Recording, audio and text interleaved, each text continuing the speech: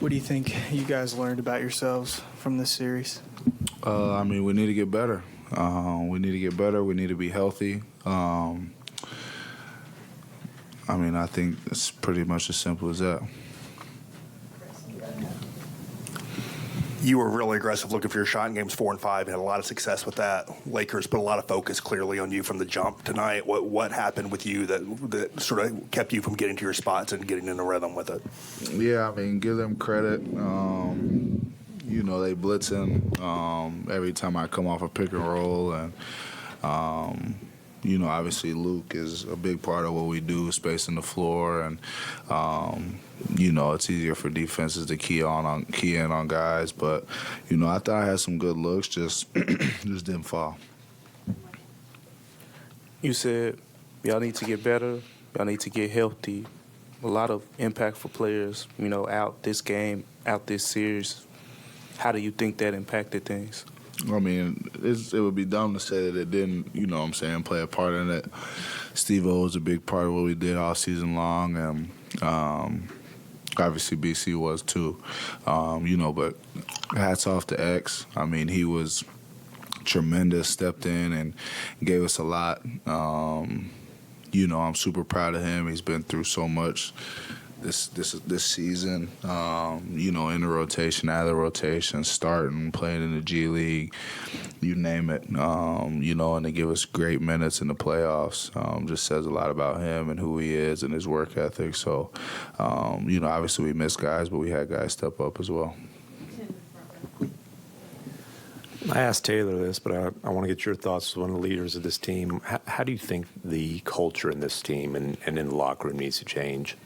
I just think that we have to appreciate everything, whether it's the training room, the extra shots, the wins at home, the wins on the road, the entire process, and staying even keel through it all, no highs, no lows, and just keep pushing and focusing on getting better one day at a time.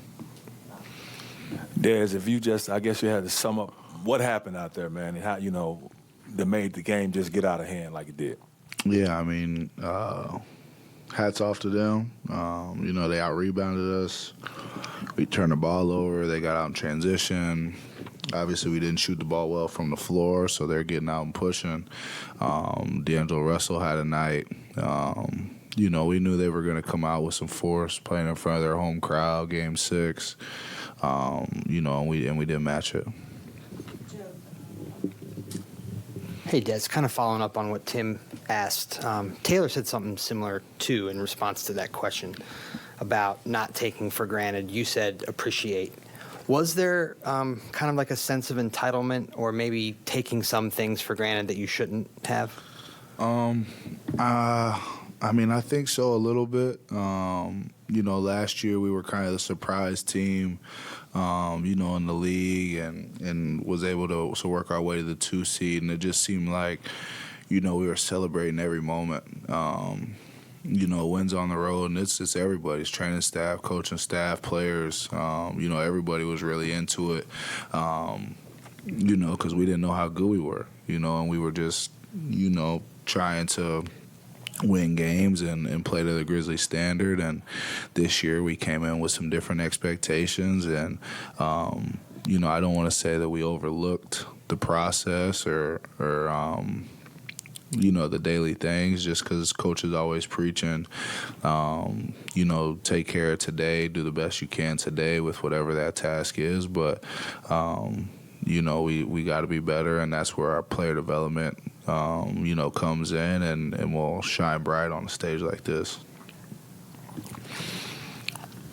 Your team had such a great emotional win in Game 5. You're coming in here all hyped up with confidence and ready to roll, and then you have a result like tonight. How much of a shocker is this? How surprised are you by what happened tonight? It sucks, to end our season the way that we did, but something that, I'm not going to forget, and I think a lot of guys in the locker room won't forget, and will be good for us moving forward for this offseason and for the years to come. I guess you could say when we came in the locker room, it looked like, it was a little bit loose, not really like the last game of the season, but before we came in, how would you describe, the locker room, I guess, after the game?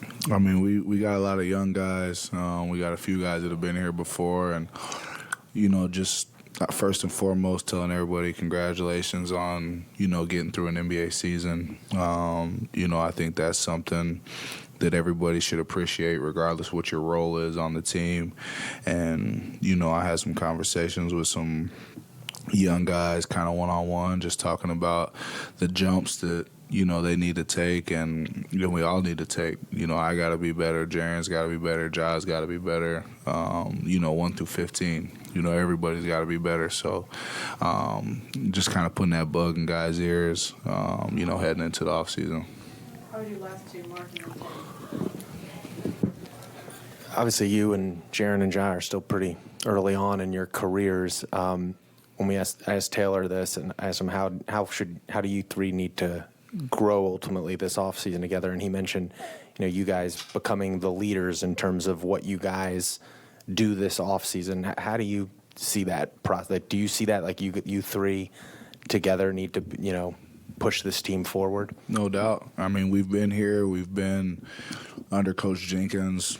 We know what he expects. We know what the Grizzlies standard is. We're the guys that everybody's going to turn to on the team. So, we got 3 years of playoff experience now. So I think that, we need to lead the charge and lead these guys.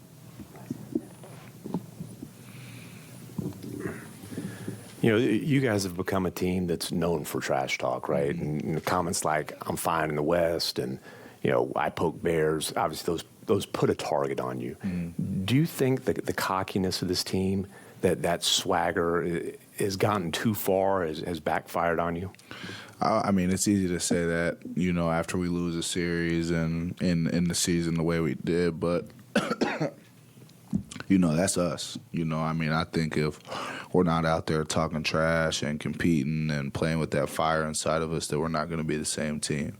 So I don't think that should go, anywhere. Obviously pick your spots and be smart, but say whatever's on your heart. And, we're going to do our best to back it up with our play.